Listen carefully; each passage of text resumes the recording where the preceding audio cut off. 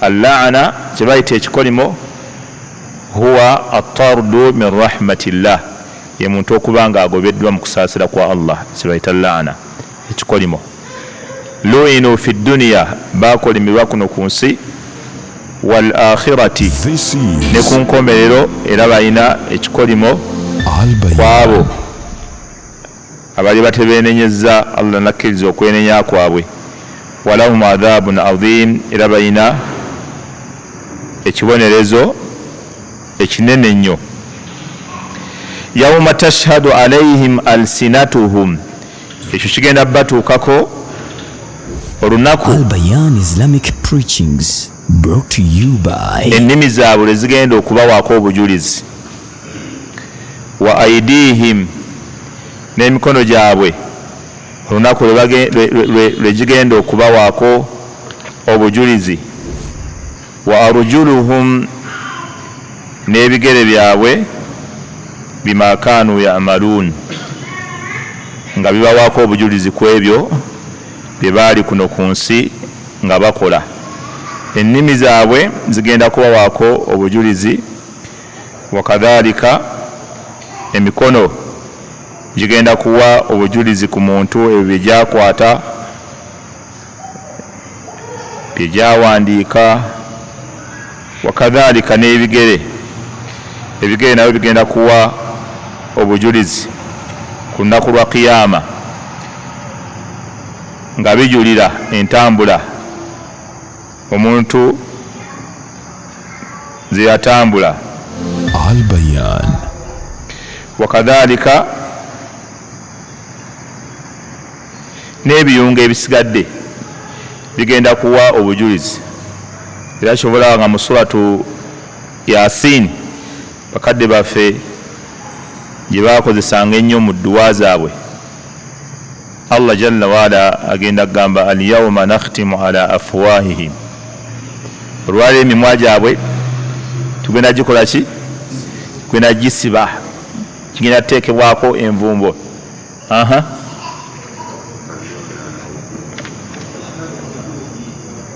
Al-yawma nakhtimu ala afwahihim. Tewasoma ku dduwa, waki obadde osomye ensobi? Tewasoma ku dduwa, obadde osomye kiri mu maaso bannange.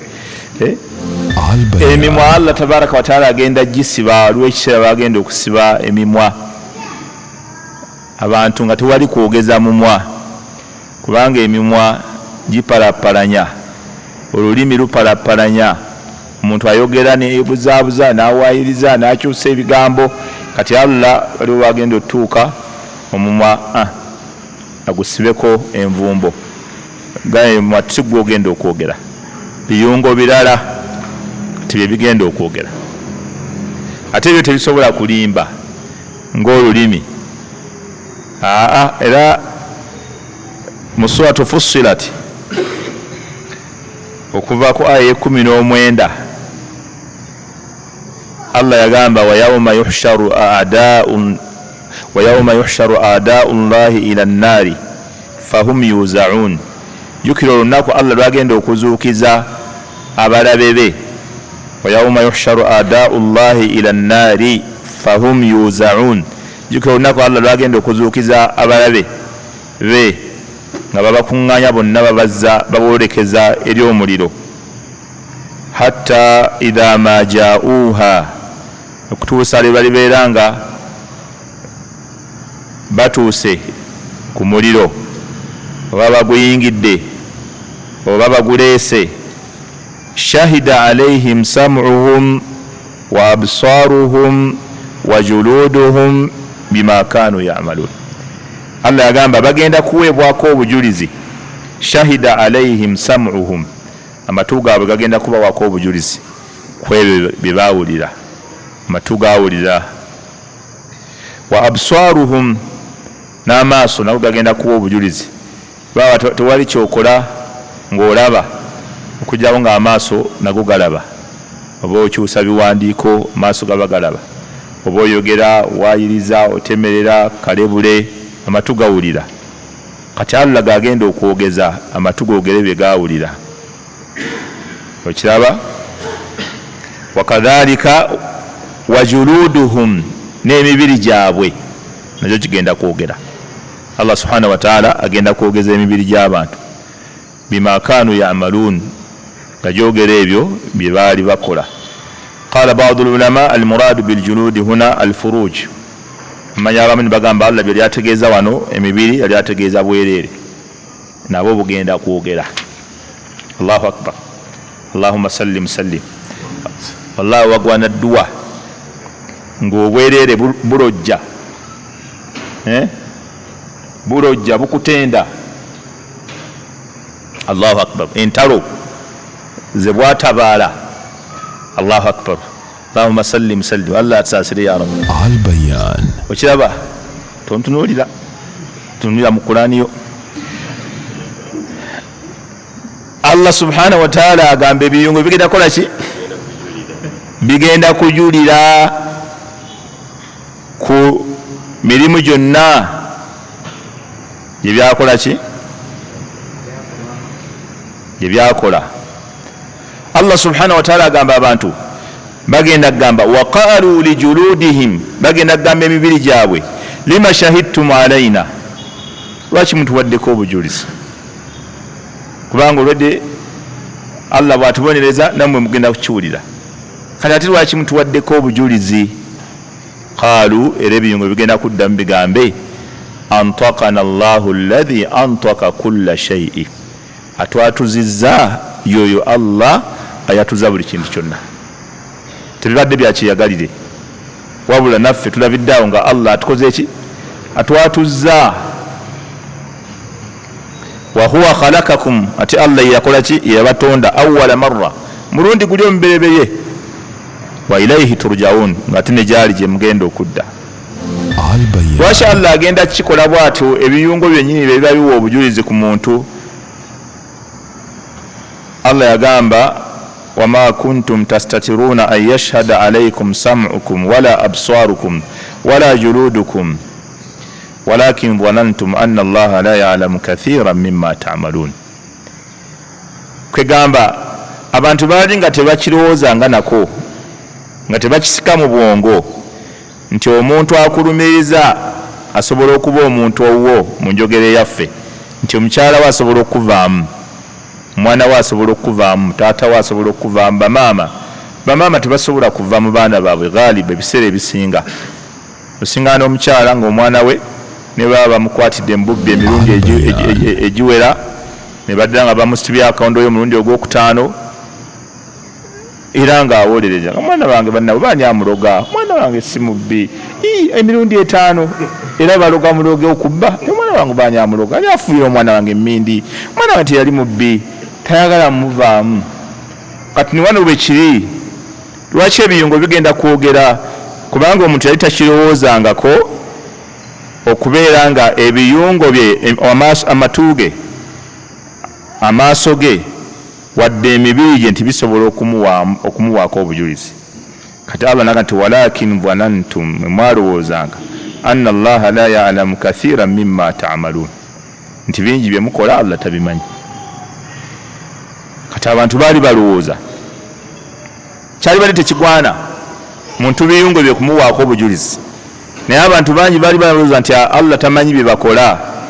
Wadhalikum dhannukum alladhi dhanantum birabbikum ardaakum, eyo endowooza yammwe embi gye mwayinako Allah wammwe yebasudde mu rada, wa huwa alhalak, yebasudde mu kuzikirira. Eyo endowooza eyo gye mwayina olwaliro yebasudde mu kuzikirira. Ardaakum fa asbahtum min alkhasirin, ne mukeera ku makya ne mubukeesa nga muli mubafaafaganiddwa. Fa yasbiru fannaaru mathwan lahum, Allah agenda bagamba wema musazeewo okugumiikiriza era omuliro bwe budde bwammwe, ne bwe musala okugumiikiriza omuliro era bwe budde bwammwe. Wa an yasta'tibu fama hum min almu'tabin, ne bwe munasalawo nti wayo kati twebuuliridde n'okwebuulirira era tekugenda bayamba. Bwe basalawo nti katukigumire era budde bwammwe buki? Muliro. Wa in yasta'tibu fama hum min almu'tabin, ne bagamba nti bagenda kwebuulirira ku ssaawa eno bagonze babitegedde, Allah agamba tebasobola kwebuulirira kwabwe tekusobola bayamba. Kati Allah subhanahu wa ta'ala ebyo biri mu suratul Fussilat. Wano Allah subhanahu wa ta'ala kyeyava agamba nti bano abakasuukirira abakkiriza ne babatemerera bakolimirwa ku nsi era balina ku duniya ne ku nkomerero ebibonerezo ebiruma ennyo. Bakolimirwa ku nsi ne ku nkomerero era bagenda kufuna ebibonerezo ebiruma ennyo. Bagenda bifuna ddi? Olunaku olwo ennimi zaabwe, emikono gyabwe n'ebigere byabwe lwegenda okuwa obujulizi kwebyo baali bakola. Yawma idhin, olunaku olwo yuwaffihim llahu dinahum alhaqqa, yuwaffihim llahu, Allah agenda kubawa dinahum bimaana jazaahum alhaqqa. Wakatuga yawm maliki yawmiddin, omufuzi w'olunaku lw'okusasula empeera, omufuzi w'olunaku lw'okusasula empeera, maliki yawmiddin. Kati nwana Allah ga yawma idhin yuwaffihim llahu dinahum alhaqqa, Allah agenda bawa empeera yaabwe ey'amazima, ey'amazima ddala ebagwanira.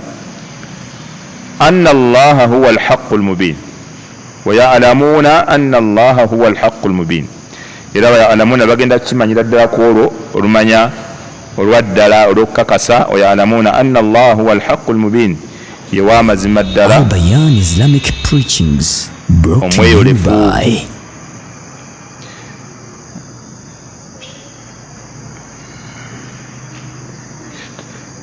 الخبيثات للخبيثين والخبيثون للخبيثات والطيبات للطيبين والطيبون للطيبات أولئك مبرؤون مما يقولون لهم مغفرة ورزق كريم. abavunuzi ebyo ebigambo babivunula mu nzivunula bbiri. Enzivunula esooka, abasooka bagamba nga Mujahid ne Ibn Jubair ne Ata, bo bagamba alkalimatu alkhabithatu min alqawl lilkhabithina min alrijal. Bo bagamba nti wano Allah subhanahu wa ta'ala yategeeza ebigambo ebibi, alkhabithatu lilkhabithin, ebigambo ebibi era byogerwa abasajja ababi. Wakadhalika bagamba nti alkalimatu alkhabithatu min alqawli lilkhabithina min alrijal, ebigambo ebibi era byogerwa abasajja babi. Wakadhalika alkhabithuna min annisa, n'abantu ababi lilkhabithati min alqawli, bebaba bannannyini ebigambo era ebibi. Wakadha alkalimatu tayyibatu, n'ebigambo ebirungi min alqawli litayibina min annas, biba by'abantu abalungi babyogera. Wattayibuna min annas, n'abantu abalungi litayibati min alqawli, bebannannyini ebigambo ebirungi. Eyo ye tafsiri ya Mujahid ne Ibn Jubairi ne Ata. Imam Nuhasi fi kitabihi Maani al-Qur'ani bwatu bwayogera. Abamanya ate ne bagamba nti wa hadha ahsanu ma qila fi hadhihi al-aya, ekyo ekigambo kisinga okubeera ekirungi mu bigambo byonna ebyali byogeddwa ku tafsiri eyo aya. Wadalla ala sihhati hadha al-qawl, ekiraga obutuufu bwakyo Allah yaga nti ulaika mubarrauna mimma yaquluna, abo bo Aisha ne Safwan mubarrauna, bejjerezebwa, bali wala nnyo n'ebyo ebyogerwa. Yali ategeeza Aisha ne Safwan mubarrauna mimma yaquluna alkhabithuna walkhabithat. Allah yabejjereza dda babiri wala tebabiri namu ebyo ebyogerwa abantu abakyamu. Ate waliwo tafsiri endala eya Ibn Zayd, ye yagamba almaana, Allah kyali ategeeza alkhabithatu min annisa abakyala ababi lilkhabithina min arrijali era bafumbirwa basajja baki babi abakyala ababi bafumbirwa babi bannaabwe wakadha bwekito alkhabithuna lilkhabithati wakadha era abaami ababi nabo bawasa bakyala babi wakadha at-tayyibat lit-tayyibina n'abalungi abakyala bafuna abasajja balina fumbirwa abalungi bannaabwe abasajja wat-tayyibuna lit-tayyibati n'abaami abalungi be bannanyini bakyala abakyera abalungi. Eyo tafsiri nayo mbamanyi bwe batyo bagivuunula. Abavuunula bwe batyo baali bategeeza mu tafsiri eyo nti kyali tekisoboka Aisha radhiyallahu anha omukyala munnaddiini omutya Allah okubeera nti ate akolera ebikolwa ebyobuseegu mu maka ga nabbi. Kyali tekisoboka kubanga omukyala omulungi abeera wa mwami mulungi, n'omwami omulungi abeera n'omukyala nga mulungi. Idhan abamanyi abamu bwe bati bali wala nnyo ekyo kye baba bakasuukirira, bali wala nnyo nnyo n'ekyo kye baba bakasuukirira.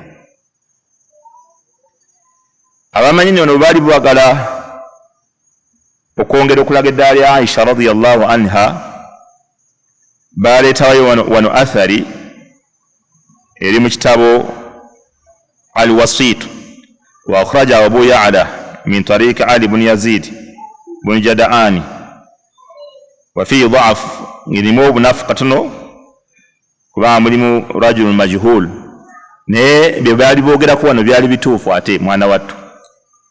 bagamba qala ba'du ahli at-tahqiq inna Yusuf alayhi salam, Yusuf alayhi salatu wassalam, lamma rumiya bil fahishati, bwe bamukasuukirira ekikolwa ekyobuseegu ekyobukyamu ekyobwononefu, barra'ahu Allahu ala lisani sabiyyi fil mahdi, Allah yamwejjeereza ng'ayisiza ku lulimi olw'omwana omuto eyali mu kibaya. Awo twasoma swatu Yusufu wano, omwana omuto yali tayogera, yayogera, era hukumu gye yawa eyazimbirwako okutegeera nti Yusufu ddala yakikoze, yabadde akwata omukyala Zulaikha oba si bwe kyabadde. Omwana ye yawa ekigambo ekyatambulirwako hukumu nekiwunzika nga ddala Yusufu Allah amaze okumwejjeereza n'ekyo ekigambo ky'omwana. Ne bagamba wa inna Maryama, ate Maryamu lamma rumiyat bil fahisha, bwe baamukasuukira naye obwenzi, bwe yazadde omwana mu bwenzi, barra'ahu Allahu ala lisani ibniha, Allah yamwejjeereza ng'ayisa ku lulimi lwa mwana we yennyini Isa salawatullahi alayhi wa salaamuhu wa barakatuhu. N'agamba omumanyi wa inna Aishata, ate maama waffe Aisha lamma rumiyat bil fahisha, bwe yakasuukirirwa ekyobwenzi, barra'aha Allahu ta'ala bil Qur'ani, Allah yennyini ye yamwejjeereza ne Qur'ani eno ey'ekitiibwa. Fama radiya laha bara'ata sabiyyi, Allah n'atasiima Aisha kuba nti mwana muto yamwejjeereza, wala nabiyyi, wadde nabbi nga bwe kyali ku nabbi Isa, hatta barra'aha Allahu bikalamihi min alqadhfi walbuhtan, Allah yennyini yamwejjeereza min fawqi sab'i samawati, n'ebigambo bye ng'ajjawo kye baali bamukasuukiridde n'okugjawo okutemerera ku baali bamutemeredde. Kyobula Aisha radhiyallahu anha, iyo atharu jembe okusomba eri mu Kashaf, al-Kashaf, kitabo kita al-Kashaf. Wamma gye nabagamba eri mu Wasiti erimu obunafunafu yeeno. Aisha radhiyallahu anha bagamba annaha qalat, yagamba laqad utitu 9 ma utiyahunna mraatu, naweebwa ebintu 9 tebyaweebwa mukyala mulala yenna. Maama waffe Aisha radhiyallahu anha yudhkaru nti bwatu bwe yagamba n'agamba ekisooka laqad nazala jibrilu alayhi ssalamu bisurati fi rahatihi ina amara rasulullahi sallallahu alaihi wasallama an yatazawwajani. Jibrilu yakka mu kifaananyi,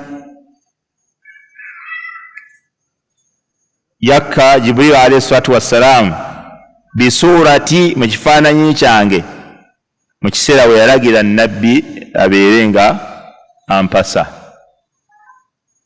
walakad tazawwajani, ekyokubiri agamba, ekyokubiri walakad tazawwajani bikra, nabbi yampasa nga ndi katebule. Katebule gyekiri katebule, naam, kyekyo kyennyini yampasa nga ndi katebule. Naam mwalimu, obadde oyongerezaako? Yamuwasa nga ali ki? Katebule, ali kalibobbo. Yampasa nabbi nga nze ndi katebule. Wama tazawwaja bikran ghairi. Allahu akbar. Tiyawasaayo omukyala yenna ali katebule nga nze. Nabbi sallallahu alayhi wasallam tiyawasaayo omukyala mulala yenna nga ali katebule ngani? Aisha ekyo yali mwana wattu. Yesuuta nakyo mu bakyala ba nabbi. Abala bonna baali tebaali katebule. Naam, ye opposite yakino, tebaali katebule. Naam, kubanga baali ba olusi bafiiriddwako babba baabwe nga nabbi alina okubabeererawo alayhi salatu wassalam, oba n'ebirala nga balaba babba baabwe yabatutte mu ntalo. Kakati otulekerani kati so embeera bweto bwe yali Aisha ye munnange yagamba, ye munnange bw'ate bwe yali. walakad tuwuffiya sallallahu alayhi wasallam wa inna ra'sahu la fi jihri, nabbi yanfiira aljihri ma bayna as-sadri wal fahdhi, kyekifo ekyo bayita jihri. Nabbi yanfiira wano makulu nabbi sallallahu alayhi wasallama bwe yali agenda okufa mu bulwadde obwo bwamuluma ennyo. Jjukira nabbi sallallahu alayhi wasallama obulwadde bwe bwamuluma yasaba bakyala be n'abagamba munzikirize ndwalire ewa Aisha radiyallahu anha. Ekyo nno abalina abakyala abasukka kw'omu nga Haji Kakooza wasalawo ajjanjabirwe ebiseera ebisinga bw'aba amanyi bwe bajja omumufaako ennyo. Okitegedde ekyo? Abakyala abaami balahadha amaddiijo ono embeera ez'obulwadde nga bw'ozimanyi. Kati abalina abakyala nammwe mukitegedde era kati mubalaba okuba mugutta okibona, lakini wuyo noga oyo tajja kunzijanjaba bulungi. Waliwo ayinza okukkatira agakonde mulwadde awo, oli mbulumi naye nga agakonde gakkatira okukatizaawo ng'akukyusa. Bannange Allah atutaase ffe twafa dda. Oyinza okufa nga tonnatuuka, wali tonnatuuka kukutuka mama Dija nakutula eno bw'ayomba bw'avuma abaana ate abavuma okufumbirwa mu bisajja ebisirusiru nga bino, obusiru bwa kitaawo, ayogera ebigambo gamba oli kundiri obulwadde bukuli bubi. Allahu akbar. Bwekiraba bwekiri okoze bulungi okugamba bwekiri. Nagambye bwekiri Seeka Muhammad abasajja beetegereza munnange waje balina okulwalira, waliwo basobola okumuweereza ekyenkya akatunda ebyaki, waliwo basobola omulekawo. Kitammwe mwamufuddeko nno, ani yayiseeyo okulaba bwali? oli eyo musajja wattu ennaku ekutta n'ofiira mu nnaku empitirivu. Allahu akbar. Allah atutaase abakyala bwe bato bannange bagenda aluwa. Nabbi sallallahu alayhi wasallama yasaba Aisha radiyallahu anha, yasaba Aisha abeere nga abeeraawo yaba mujjanjaba. Sigaba bali yayita baagala yayita beesiga yali ki, naye omutima gulabika nga gwali gutebenkerera wani wa Aisha nga yamujjanjaba. Kati munnange mwetegereze ababakyala abangi mwawule emiguya wadde ekifaananyi nga kifaanana mamba, emmamba n'emiguya byawukana naye nga bifaananamuko, oba ensonzi ku mmale sobole obyawula. Kitegedde ekyo? Ebyo bisoko bya lulimi Luganda. Kaakati nabbi yalwalira wani mpozi? Si wa Khadija. Lwaki si wa Khadija? Khadija yali yafadda. Si yali wa Khadija, Khadija yali yafadda. Naye ate Aisha ono bannange yayogereranga Khadija oyo olumu ebigambo. Ninga Khadija yafadda. Kabannanga abakyala muyina ebitone. Kaakati munnange nno nkunyumiza ki? Aisha agamba nabbi yakola ki? Yankutukira wano ng'omutwe amakulu nabbi yali agutadde wano nga agalamiridde ku magulu ga Aisha radhiyallahu anha. Era anyumya Aisha radhiyallahu anha embeera eyaliwo nga mubaka alayhi salatu wassalamu bulwadde bumuluma. Waliwo olunaku lwanyumya agamba ennaku ezasemberayo ddala ddala nga nabbi agenda kufa. Abdurrahman ibn Abi Bakari yayingira awali nabbi nga atadde omutwe ku magulu ga Aisha, naye wa fi yadihi as-siwak, nga Abdurrahman yali asenya akutta akasenya bwati nayingira awali nabbi. Jukira Aisha mwanyina wa Abdurrahman. Kati Abdurrahman nayingira, kati omubaka alayhi salatu wassalam n'atutunulira akasenya Abdurrahman ke yali asenyesa n'aketegereza nnyo nga takajjaako maaso. Aisha radhiyallahu anha n'amubuuza oli mwetaavu w'akasenya ako? Nabbi n'anyeenya omutwe alayhi salatu wassalam nga tasobola na kwogera. Aisha radhiyallahu anha agamba nenkamuggyako mwanyinaze nenkamenyako bw'ati kyeyali asenyesa, nenkalumaaluma nenkamuwa fashtaaka alayhi salatu wassalam. Nabbi n'asenya n'amaanyi bw'ati. Era kyekimu ku byenyumirizaamu wali wante yakyogera, yagamba amalusu gange gasisinkana n'amalusu ga nabbi sallallahu alaihi wasallam nga n'atera okufa. Yamuwa akasenyana nga Aisha amaze okukalumaalumako bw'ati, n'amuwa n'asenya alayhi salatu wassalam. Kati olaba omuntu akufaako bw'atyo natuka n'okulowooza omulwadde yeetaaga ki? Olowooza kati alina kuba nga muntu wo ddala. Banne Kakoza oba obiwulira? Ngamba Kakoza n'omulala, abantu balowooza ngamba gwe wekka, ngamba Kakoza abali wano mwemuddaawo. Kati nabbi sallallahu alaihi wasallama yalaba omuntu anakola ki? Anaamulabirira obulungi. Naam, agamba walaqad kubira fi baiti. Sobola hadisi erimu dhaafu naye ebigambo byonna Aisha byayogera bituufu. Agamba n'okuziikibwa yaziikibwa mu kisenge kyange. Yaziikibwa mu kisenge kya mama Aisha radhiyallahu anha. Taib. N'agamba kanyongere ebirala bibiri ndekeraawo. Wa inni labnatu khalifatihi wa sadiqihi. Ate nze nali muwala wa omusigirewe number 1, ate mukwano gwe nfanfe. Walaqad nazara udhri minas samaa. Kyembadde njagala ekyo okusonyi excuse yange yakka kuva mu ggulu. Allah ye yaksa excuse nga amwejjeereza nga bwe badde bamwogerako si biki, si bituufu. N'agamba walaqad u'idtu maghfiratan wa rizqan karima. Nalaganyisibwa okusonyibwa ne riziki ey'ekitiibwa nga nayo yejjana. Mu aya ki? Lahum maghfiratun wa rizqun karim. Eri luddawo eyo aya? Eri awo kumpimpi awo? Taib. Ya ayuha alladhina amanu, abange mwabakkiriza. Abdullah ibn Mas'ud yagamba buli lwowulira nga Allah akowodde abakkiriza teekayo nnyo amatu. Kirabika kiba kirungi nga Allah kyagenda obbalagira, oba wabaawo ekibi nga Allah kyagenda obbeekesa. Abdullah ibn Mas'ud bw'atyo yagamba. Bw'owulira nga Allah agambye ya ayyuha alladhina amanu, teekayo amatu, teekayo nnyo amatu. imma kirungi kyekigenda okulagirwa oba kibi kyekigenda obbewazibwa.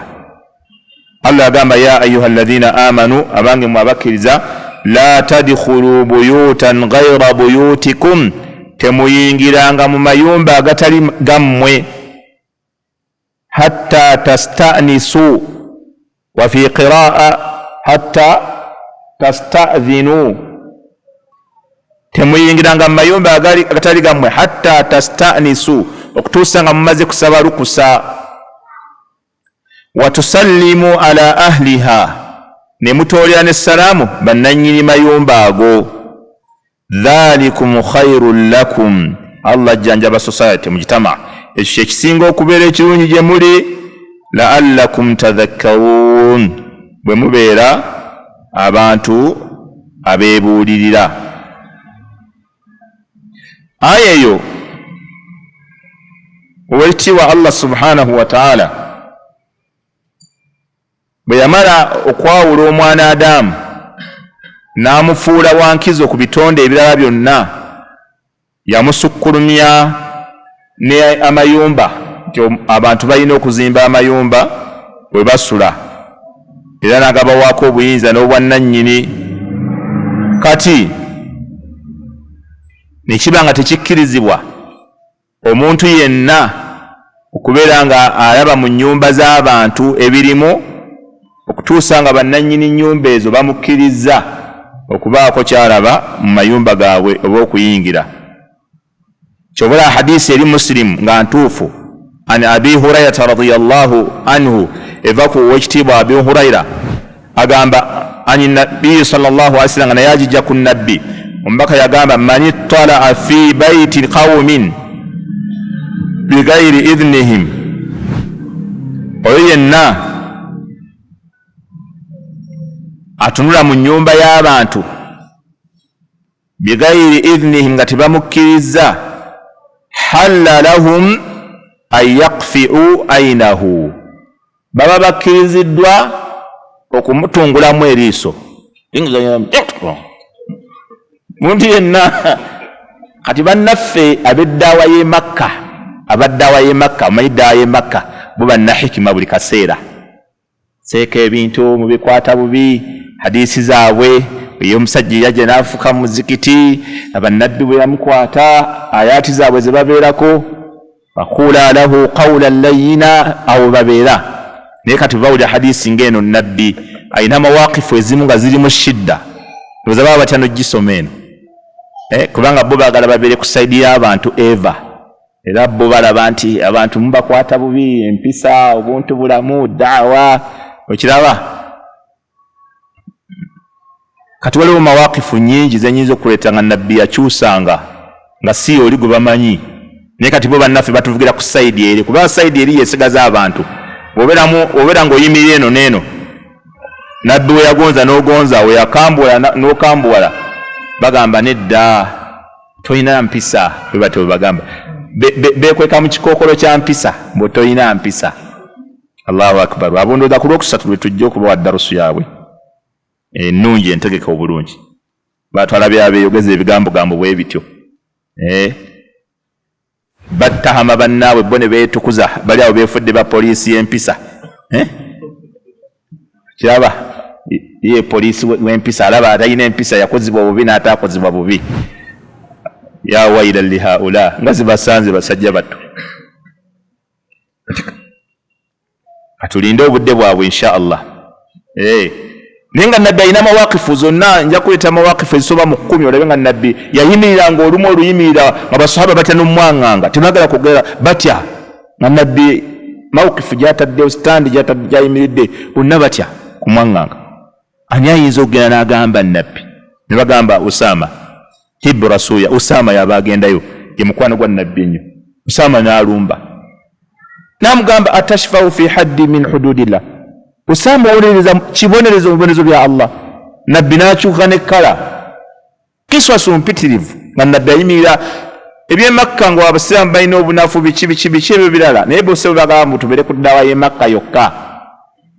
Nabbi yayimiriranga olumu ng'akozesa liini mpola mpola, ate waliwo yayimiriranga ennyimirira nga nkambwe. era kyobola hadisi eno waliwo abamanyi abaali bagamba munabbi yali tategeeza ekyo mbu olumu asobola okwogera ebigambo nga ategeezaamu kirala. Waliwo abamanyi abajja ne babaddamu oludda, bali wano bayitirivu nnyo nga Ibn Hajari al-Asqalani. Era waqala ba'dhuhum la dhamana alayhi wala qisaasu wa huwa as-sahih insha Allah ta'ala. Abala bali bagamba kasema mufumita n'omujjamu weekwasa ekigambo kya nabbi osasula.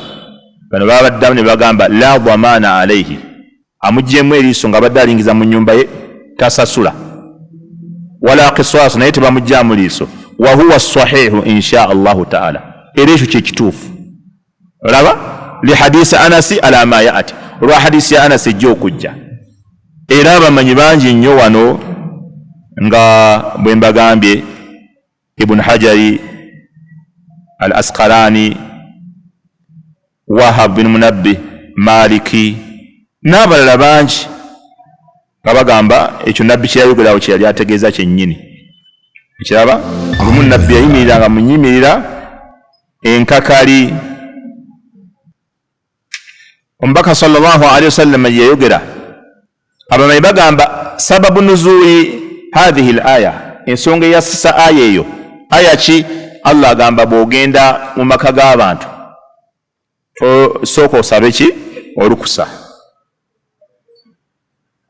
Abamanyi bagamba ensonga eyasisa aya eyo Imaamu Tabari gye yafulumya n'abalala wa gayru ani Adi ibn Thabiti anna mraata min al-ansari, waliwo omukyala w'omuba ansari, qalat, yagamba ya Rasulallah, wangu mbaka wa Allah, inni akunu fi baiti, olumu mbeera mu nnyumba yange oba mu kisenge kyange, ala hali nga mbeera gye ndimu, la uhibbu an yarani alaiha ahadun, nga sina muntu gwe njagala ndabe mweyo embeera gye mba ndimu, la walidu wala waladu, kabe muzadde wange kabeere mwana wange, fayati al abu naye ate taata najja, fayadkhulu alayya, nayingira wendi, wa innahu la yazalu yadkhulu alayya rajulu min ahli wa ana ala tilka alhal, era omusajja asigala ayingira gyendi mu bantu bange mweyo embeera, fakaifa asna, nabbi nkole ntya?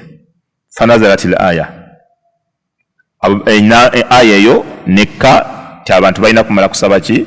Lukusa. Taib, faqala Abu Bakari, bagamba Abu Bakari awo kyava agamba nabbi, ya Rasulallah, wangu mbaka wa Allah, afaraaita al-khanat wal masakin fi turuqi ash-shami laysa fiha sakin, nabbi amakubo agali ku luguudo lw'eshami n'ebifo awumulirwa tebiyiko bannannyini byo, kati ate wetukuze tutya? Aya nekka laysa alaykum junahun an tadkhulu buyutan ghayra masquna, mwali buzibu mukkirizibwa okuyingira mu nnyumba ezitasulwamu nga bwe tugenda okulaba. Allah subhanahu wa ta'ala amayumba gano ge yatugaana okuyingiramu ge galiko bannyinigo, agalina abantu baamu. Taib, amateeka ag'okusaba okuyingira mu maka g'abantu, amanyi bayongera amateeka mangi agatambulira ku eyo aya. Agamu ku go ezisooka bagamba al-istidhanu 3 marrat, okusaba okuyingira ew'omuntu ng'okonkonye kuyina kukoma ku mirundi 3 gyokka. Oba ogenze ew'omuntu okukonkona oyina kukoma ku mirundi 3 gyokka, la yuzadu alayha, tejongerwako egyo. Qala Ibn Wahab, qala Malik, Imam Malik yagamba al-istidhanu 3 la uhibbu an yazida ahadun alayha. Imam Malik yagamba nti okusaba okukonkona kusaba oyingire ew'omuntu mirundi 3 seetaaga muntu yenna kwongerako, illa man ulima, okujjako yaba ategedde, annahu lam yasma', nti oba oli awo tebamuwulidde, fala ara ba'asa an yazida idha staykana annahu lam yusma', tewali buzibu ayongereko bw'aba akakasiza ddala nti tebakoze eki, tebamuwulidde. Okonkona otya? Osaba otya okuyingira ew'omuntu? Yetteeka eryokubiri, butya bwe nsaba okuyingira ew'omuntu. Wa suratu al-istidhan an yaqula ar-rajulu, engeri omuntu gy'asabamu okuyingira ew'omuntu kwe kugamba assalamu alaykum adkhul, assalamu alaykum, abange nnyingire. Fa in udhina lahu, bamukkiriza, dakhala, ng'ayingira. Wa in umira birruju'i, singa bamugamba nedda Al-Bayan. nsarafa ng'akola ki ng'agenda. Wa insukta anhu, bwe baba basirisa akonkonye ogusooka assalamu alaikum nyingire ne wagusooka istadhana thalitha asaba paka ku mirundi 3 thumma yansarifu min ba'di 3 oluvannyuma n'akola ki n'agenda emirundi 3 bwe giggwako. Obujulizi ku kyo buliwa hadisi ya Abi Musa al-Ash'ari radiyallahu anhu. Abi Musa al-Ash'ari yagende wa Umar ibn Khattab n'akonkona emirundi 3. Bw'akonkona emirundi 3 ku mulyango gwa Umaru nga Umaru taggulawo, Abu Musa al-Ash'ari n'atambula. Bw'afuluma bw'ati bw'atambula agenda, Umaru n'afuluma n'amugamba mama naaka anta atiyana, lwaki toyingidde? Faqala, n'amugamba ataitu fasallamtu ala babika 3 marrat falam tarudda alayya, nzize nenkonkona ku mulyango emirundi 3 naye tonzizeemu. Faraja'tu, nange nenzirayo nengenda. Waqad qala Rasulullah sallallahu alaihi wasallam, nga tombaka wa Allah yagamba idha sta'adhana ahadukum 3 fala yu'dhana lahu falyarji', omu mmwe bw'asaba emirundi 3 falam yu'dhana lahu, ne batamukiriza falyarji', addeyo. Umaru munnange n'amugamba ekyo kyoyogedde ssebo ogenda kuleeta ajulira, ekyo oya ku nabbi ebitaliiyo, ekyo nga nabbi akyogererawa. N'amubaka wuuyo n'amukuŋŋunsa, baasibira mu muzikiti ng'ajja amuleeta. Kati bano abali mu muzikiti bamulaba Umaru amuleese, oyogera ku nabbi ebitaliiyo. N'amugamba kiki? Kyona tunayogedde ku nabbi ebigambo, mu nabbi agamba, ne bamugamba sooka omuleke. Ne bamugamba tewali agenda kuwa bujulizi illa asgharul qawm, kujjako asembayo obutomufu wano abatudde wano, yagenda okuwa obujulizi bwekyo. Ne balaza ku Sa'id al-Khudri, Abu Sa'id al-Khudri, bamugamba Abu Sa'id al-Khudri n'ajiiwawo hadisi. Nabbi yagamba okusaba okuyingirwa abantu mirundi emeka? Umaru ne yejjusa munnaye naga akatale kamufiiriza, irimu emu yamuyitako. Kale munnaye irimu emu esobola okubeera ew'abato ng'abakulu tebagikola ki? Tebagiina. Uqayr ibn Shihab yagamba amma sunna almuhimu, wano waliwo eyagende wa Nabbi sallallahu alaihi wasallama n'akonkona, naye hadisi nyire esobola okuba maaso egenda kujja nga balaga ebifo abayingirako ewa Nabbi. Kati kyenvuddeyo nsooka njireka wano. Kyetugenzeeko mu mateeka g'okukonkona amalala, osooka ki ku byonna? Osooka salaamu, osooka konkona. Kyebazzaako wano Ibn Shihab yagamba amma sunna, ekiri sunna at-taslimaatu 3, kusooka n'otoola salaamu emirundi emeka? 3. Fa inna Rasulallahi sallallahu alaihi wasallam, kubanga omubaka wa Allah ata Sa'da bun Ubada, yagende wa Sa'd bun Ubada, faqala, n'agamba assalamu alaikum falam yarud, nabbi yatoola salaamu ne batamuddamu. Thumma qala Rasulullah assalamu alaikum falam yarud, fansarafa Rasulullah, mbaka n'atambula. Falamma fakada Sa'du taslimahu, Sa'd bwe yawulira nga tekyali salaamu gyawulira, arafa annahu qad insarafa, yamanya nti nabbi agenze. Fakharaja Sa'du fi ithrihi aw atharihi hatta adrakahu fi athari, n'afuluma nga agenda agoberera waayise n'amusinkana. Faqala, n'amugamba wa alayka assalamu ya Rasulallah, innama aradna, fe tubadde twagala an nastakthira min taslimika, fe twagala osigaye nga tuwa salaamu, obeera tukuwulira nga tuddamu, ninga twagala salaamu ziyitirire, baraka zeeyongere, naye wedda lugyogera nga tuddamu mukama mpolampola, twagala salaamu zo ziyitirire wano emirembe. N'amugamba waqad wallahi sami'na, wallahi tubadde tuwulira. Okiraba, tubadde tuziwulira zonna z'otodde, wedda era tuddamu. Fansarafa Rasulullah ma'a Sa'd hatta dakhala baytahu, n'atambula Nabbi sallallahu alaihi wasallam n'akomawo ne Sa'd okutuusa lwe yayingira awakaawe.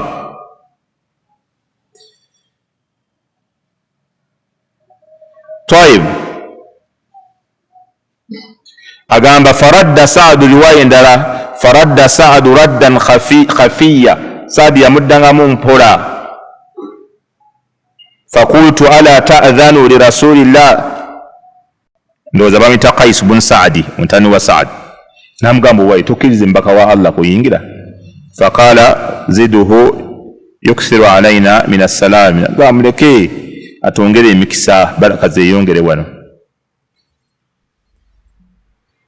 fa innama akhadha at-taslima thalatha min qibali dhalika nabbi sallallahu alayhi wasallam atola salamu emirundi esatu natana bagamba kigambo nti tuyingire mu mateeka amalala g'okukirizibwa okuyingira obutayimirira wakati mu mulyango gw'okonkona tolina kuyimirira wakati mu mulyango wooti mu makkati okonkona olw'obujulizi Imaamu Abu Dawuda bwe yaleeta mu hadisi ya Abdullah ibn Bushiri ono mumumanyi bulungi nnyo mu hadisi y'abaseeka kawuma ey'okusiiba olw'omukaaga olw'obutasiiba ya Abdullah ibn Bushiri oyo yennyini oyo qaala agamba kaana rasulullahi sallallahu alaihi wasallama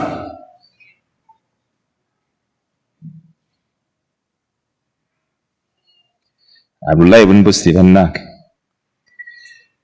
sanadi ya hadisi eno era erinaemu ebiganga biri byennyini kana rasulullahi sallallahu alaihi wasallam idha ata baba qaumi nabbi bwe yagendanga ku mulyango gw'abantu lam yastaqbilu albaba teyayokeranga mulyango min tilqa'i wajhihi mu bwanga bwago obwanga bwebutyo obwanga obumanyi so buufu obwanga wakati walakin min rukunihi al-ayman aw al-aysar yadda ku mpaje yaddyo oba empaje yaki eyakkono fayaqulu nagamba assalamu alaykum wa dhalika anna ad-dura lam yakun alayha yawma idistur kubanga amayumba munnanga agogerwako mu biseera ebyo gaali tegaba na kateni mu miryango nga bazijjawa balina olugoye lumu mukyala lwambala n'asala n'omwami n'alwambala nga bafuna kateni nga bazijjawa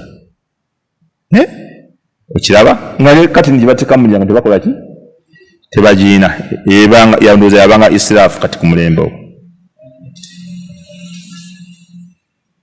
tayib mu mateeka amalala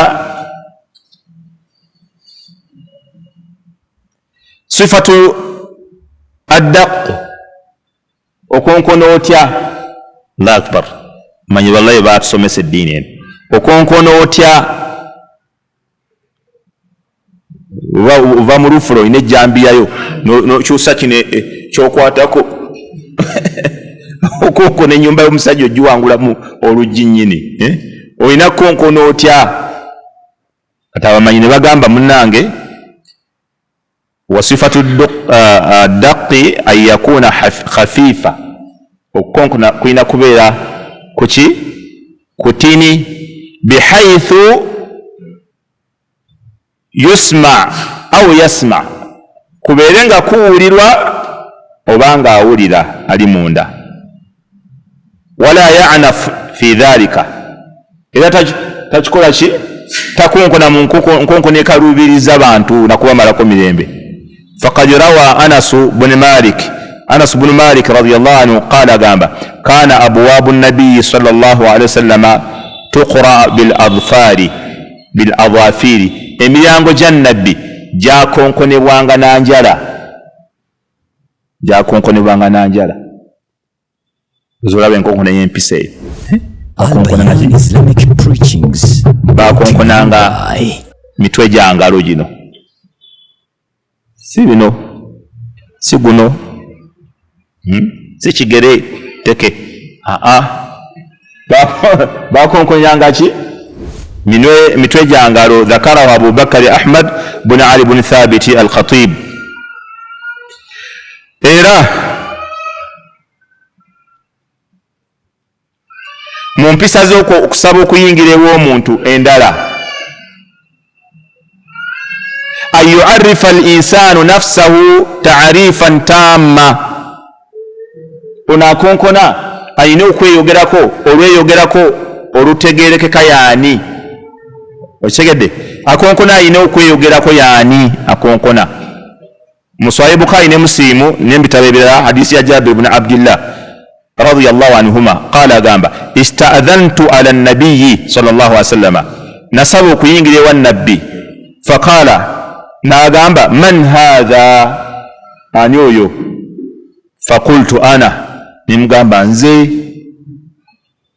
faqala an-nabiy sallallahu alaihi wasallam nabbi n'agamba ana nze makulu nze buli omu yenze buli omu yenze ekigambo nze buli omu kimu akisobola nze kiraba kaannahu kariha dhalika nga kiringa nabbi ekintu ekyo yakitamwa yali tayagala kugamba ebyo bigambo binzenze buli omu gwenze nono nze ati ani okiraba qala ulamauna bamayi baffe bagamba bali ku madhahabu gaba malikiya innama kariha an-nabiyyu sallallahu alaihi wasallam dhalika nabbi yatamwa ekikolwa ekyo liannahu qalahu kubanga yagamba ana nze la yahsulu biha ta'rif ekyo tekimala kutegeera muntu wa innama al-hukmu fi dhalika an yadhkura ismahu okulamula kutugamba yogera linnya lyo kama faala Umar ibn al-Khattab nga Umar bwe yakola wa Abu Musa al-Ash'ari na Abu Musa yakikola lianna fi dhikri al-ismi kubanga yogera linnya isqata kulfata as-su'al wal jawab ebibuuzo bingi byali kubuuziddwa obo bijjeewo bibalina okubuuza obo bijjeewo thabata an Umar ibn al-Khattab radiyallahu anhuma Umar ibn al-Khattab kya obujulizi bumujjibwako annahu ata an-nabiyya sallallahu alaihi wasallam wa huwa fi mashrabatin lahu faqala assalamu alayka ya rasul Allah yamtolera assalamu alayka wa assalamu alaykum ayadkhulu Umar yamugamba mirembe jibere kugumba ka Allah Umar ayingire iyo hadisi ya Sahih Muslim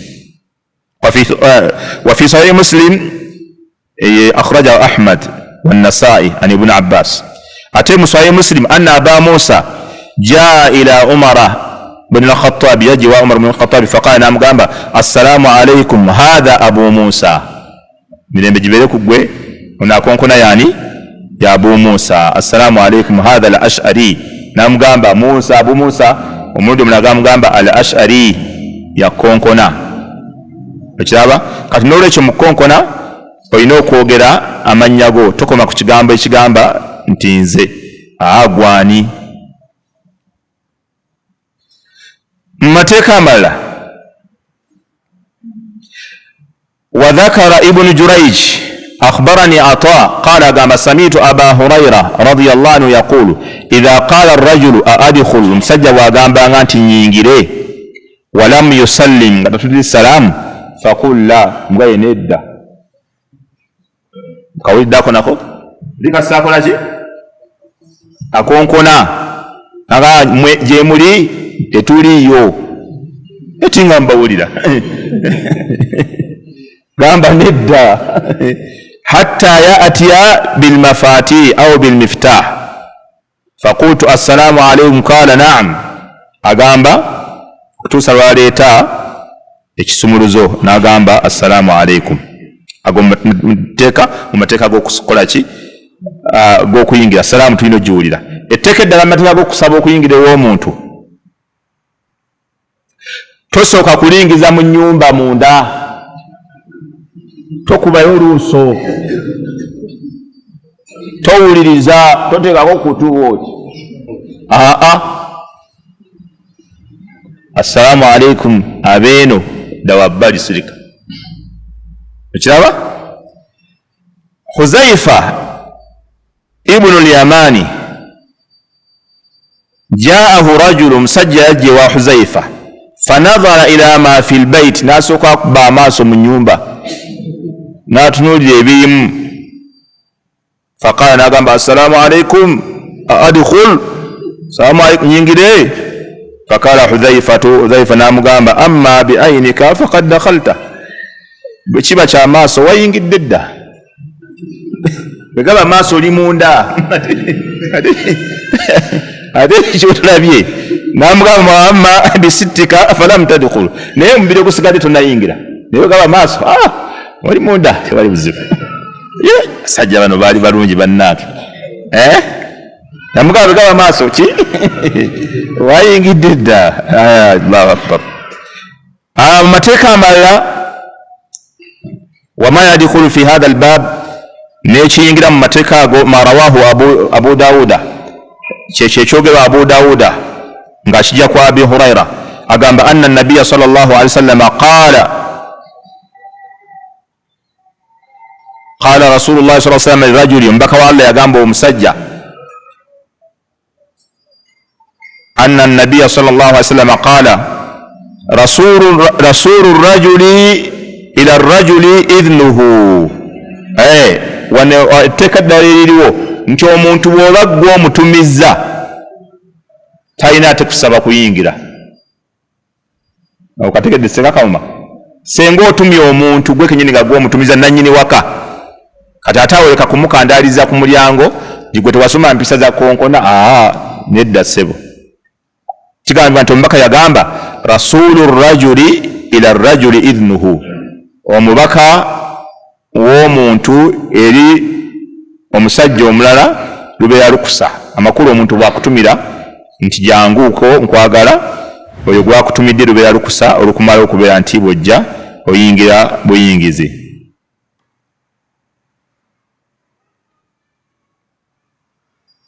هذه الأحكام amateeka ago agoogeddwa kulluha gonna innama hiya fi baiti laysa lak, gali ku nyumba eteri yiyo.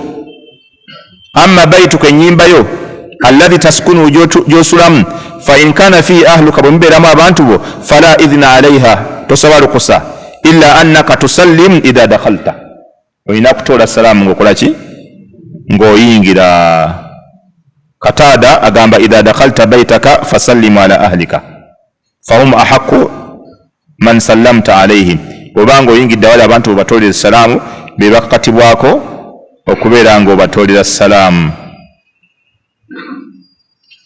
Taib, etteeka ndowooza erisembayo fa in lam tajidu fiha ahadan,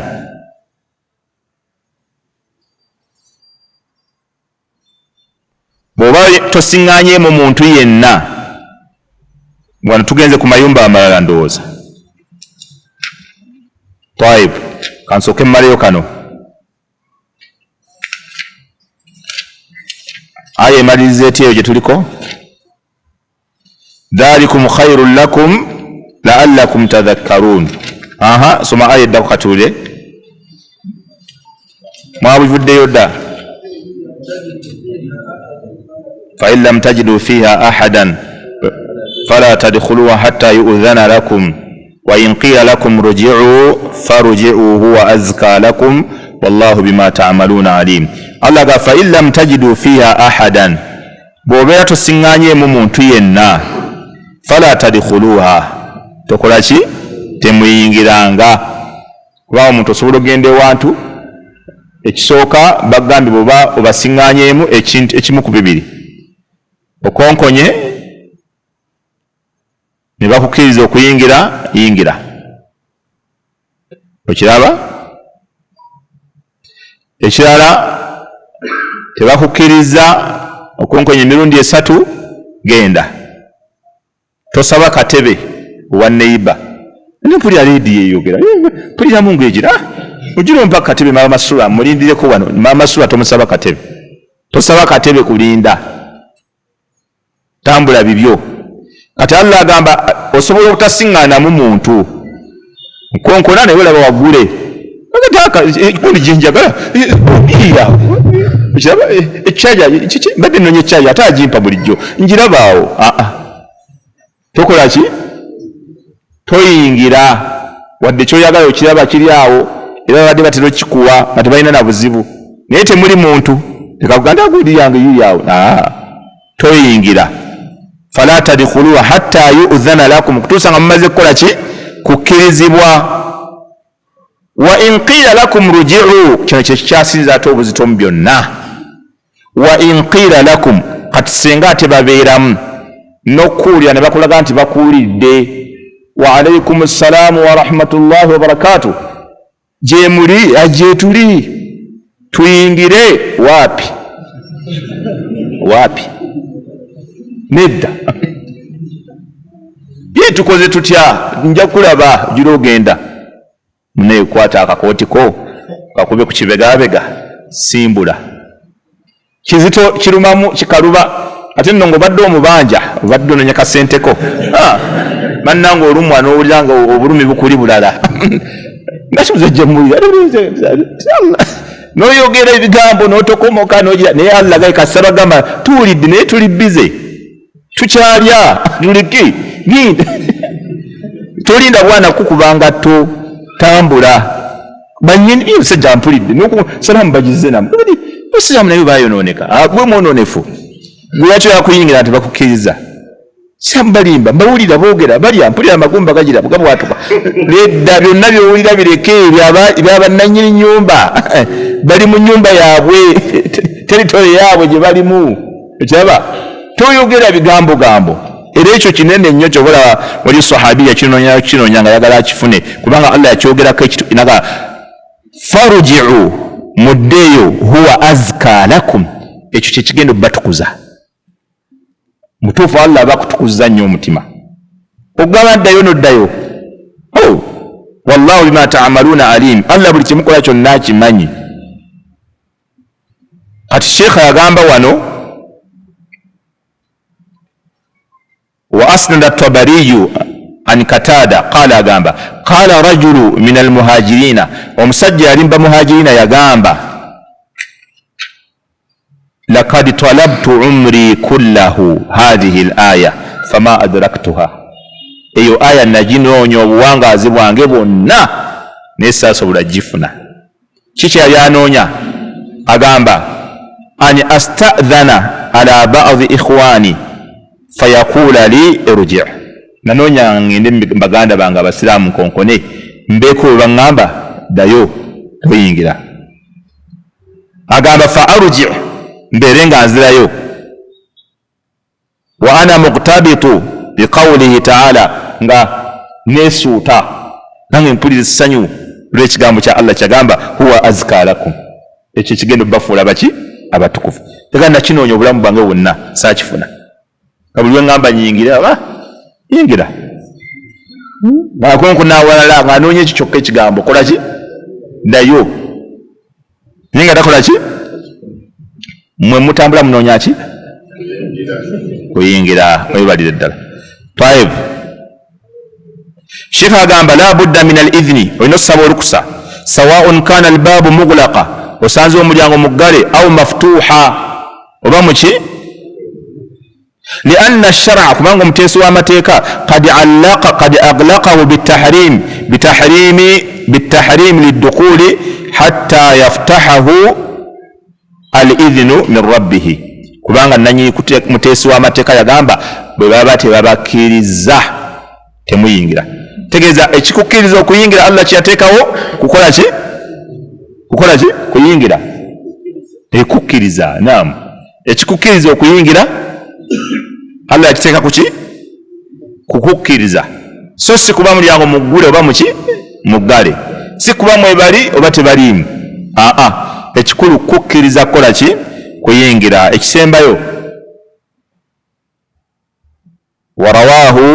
وروي في الصحيح عن سهل بن سعد أن رجلا طلع من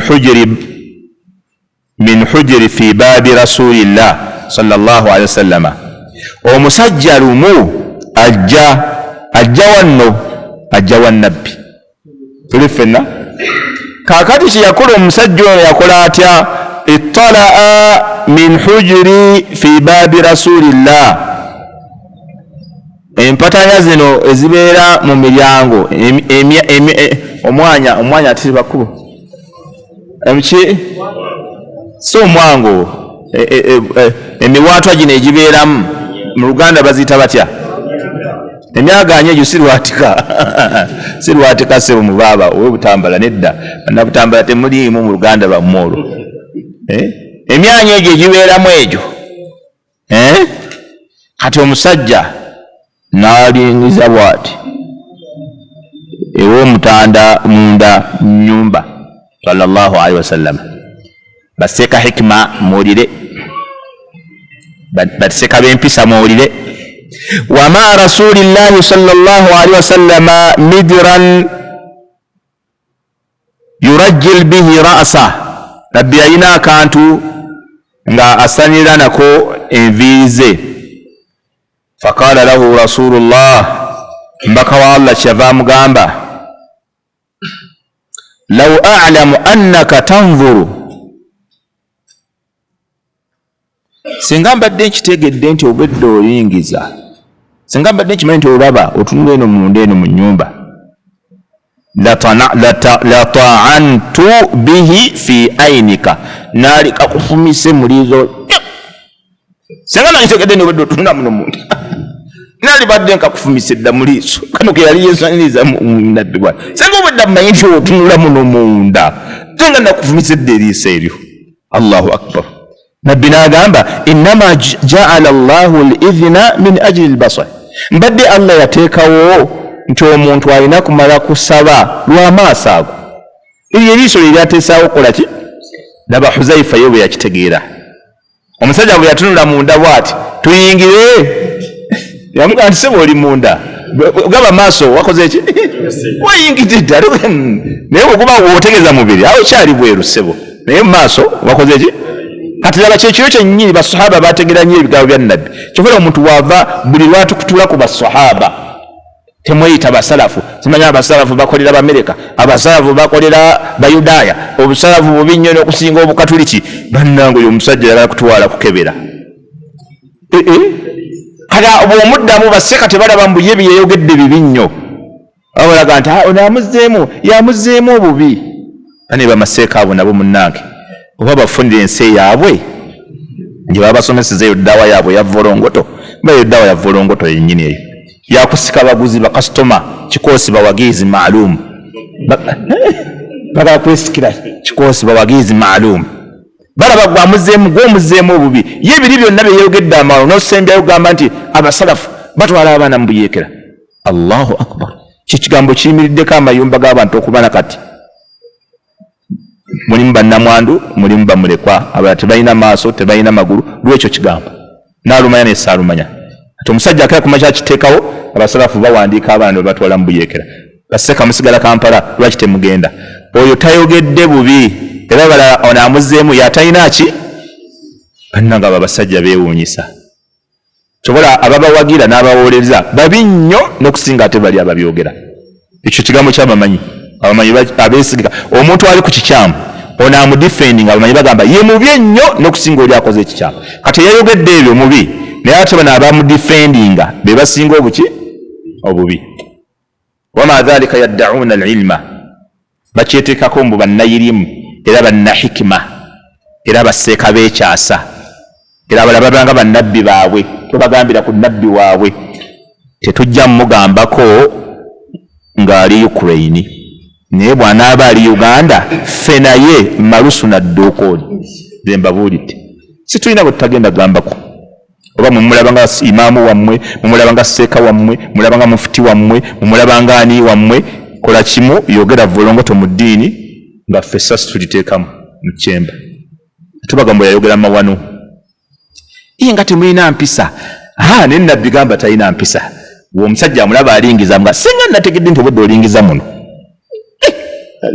naye badde nakuggyemu dda eriiso. Kati oyo wabeera ku mulembe gwa nabbi tasobola mugamba mu nabbi tolina mpisa. Naye nabbi wayo baali mugamba nti tolina mpisa. Si kaka njogedde bubi ng'osiriikiridde. Munnaye bwe nti bwe nakula ononsonyiwa. Barakallahu fiikum wa jazaakumullahu khayra. Assalamu alaikum wa rahmatullahi wa barakatuh.